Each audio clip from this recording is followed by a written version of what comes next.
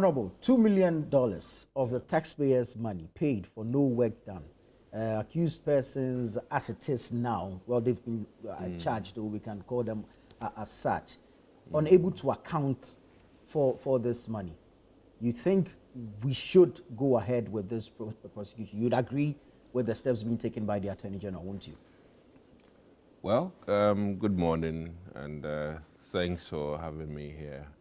Let me still wish some mothers a happy Mother's Day. I think it's a 1 week, 1 month duration for Mother's Day. And also to the fathers who are mothering their children. Not all fathers are able to do that, but some are doing it. So greetings to them.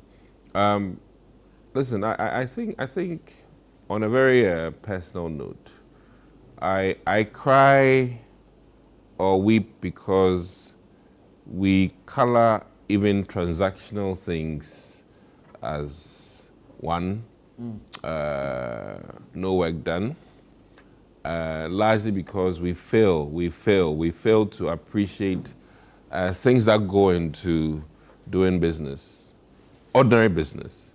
Let me cite, for instance, when you're doing feasibility studies. We have an engineer here. Some feasibility studies, the likes of even the sea defense, can cost you, well, up to almost about $1 million for feasibility, in the sense that it takes a lot of engineers, it takes a lot of bankers to arrive at the total cost of the project. You're looking at projects that are sometimes in the millions of dollars. So I think that I was hoping that many more consultants would rather come and explain to the average Ghanaian that, listen, when you're embarking on a project worth $100 million and you're using $2 million to do prospect, and mind you, the SkyTrain is not a $100 million project. Should it have taken fruition, we're looking at close to almost 400 million because I mean I know what goes into trying to do your tram and all these things, and it's very costly. So I think that what we're not doing well as a country is that we're coloring everything politically, and we're failing to give the voice to the technical people and also give reason or appreciate that a certain decision was taken and carried out in a very professional way, except that for one or two reasons it did not pan out. And why I cry is that very well-meaning positive projects, before they even take off, are given political colors. When these are things that are very important and should not be politicized.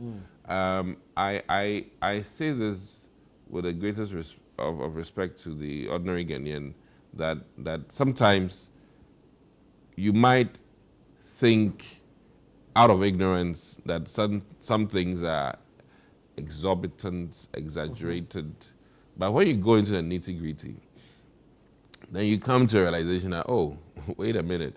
As he stated, Auditor General makes huge statements about government losses, only for you to realize that, oh, it is because the building is not completed, it is classified as a loss to the state. But the building actually is there, awaiting maybe water to be brought to it or electricity to be brought to it. So I find it very difficult sometimes, unfortunately, to use mediums to explain to the general public that in total sum, all is not lost.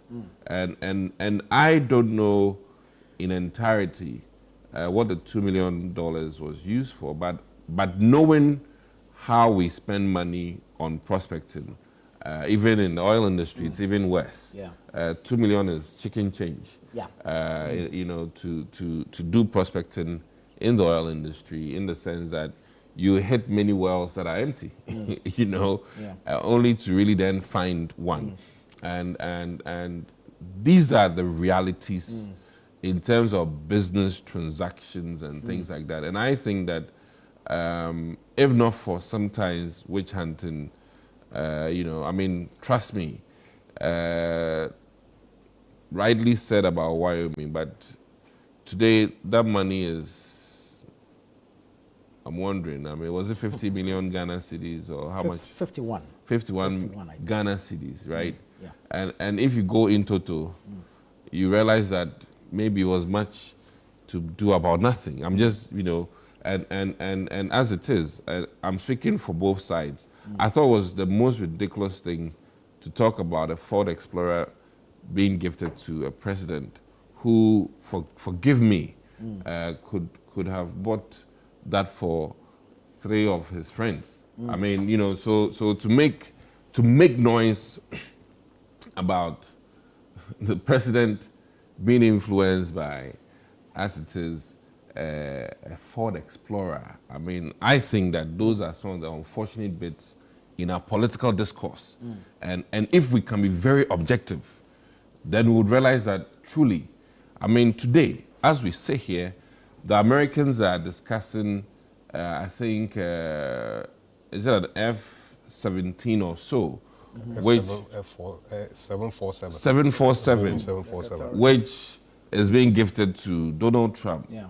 And let me From Qatar. Let me be very candid with Ghanaians that as for America, even a pen that you get in the office as a president, when you are leaving, you cannot take it with you. You understand? So getting a gift as an American president is not like the Ghanaian president, quote unquote. But it's interesting that they are making a fuss about it because they feel that it will influence his decisions during his presidency.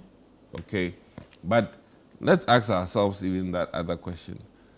He has Air Force One, he has all these things, which per their protocols, he can't be using this new airplane like it's his own thing, you understand? So they're rejected. So, well, I mean, listen, that is up to them. But I'm just making a case that sometimes we blow some things really out of proportion. If I go by what you're saying, then there shouldn't be a problem. The good old prof should go through the system and show proof of work. My concern is calling, I mean, like, first of all, it as no work done. that is one major issue I have. Yeah. And then must all of these necessarily go to court? Or shall we have appropriate bodies that can actually tell you that, listen, Attorney General, in fact, this 2 million, when we go into the nitty-gritty, is actually far less than what was needed for feasibility, prospecting, and the kind of expertise you need to pay to have their buy-in to even get started. You understand? I mean, I remember Ghana Airways when they had to create an escrow account for even to start to talk to investors. You understand? And that was a huge problem during the Kufuor era. So it so happens that a lot of our experts in this country are probably not well equipped. And I'll say this very boldly because I've sat in some classes where you clearly know that the Ghanaian expert on that topic is not a practical expert.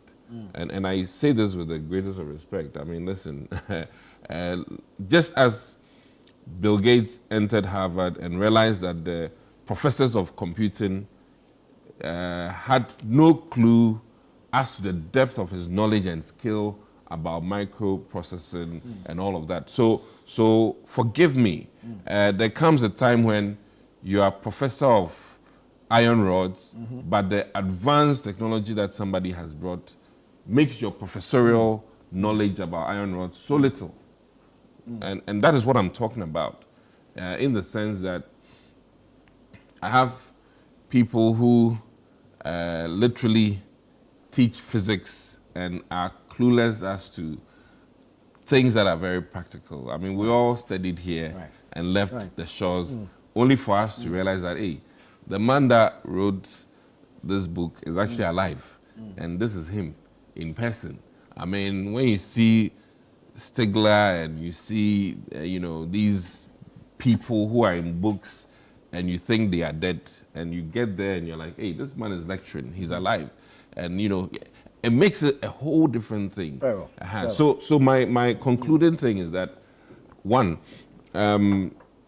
in other jurisdictions, one, the body that handles these investigations, like the FBI, are not too political, and they are consistent over the years.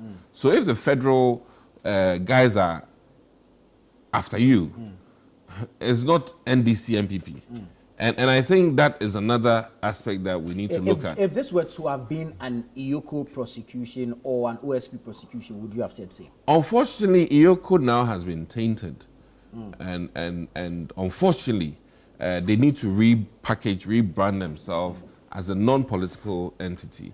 And I think that when they do that, invariably, a lot of us will be more comfortable when we hear that Iyoko is, examining something, and you not see the case go to court because the appropriate checks and balances that even the person accusing has to do has been done.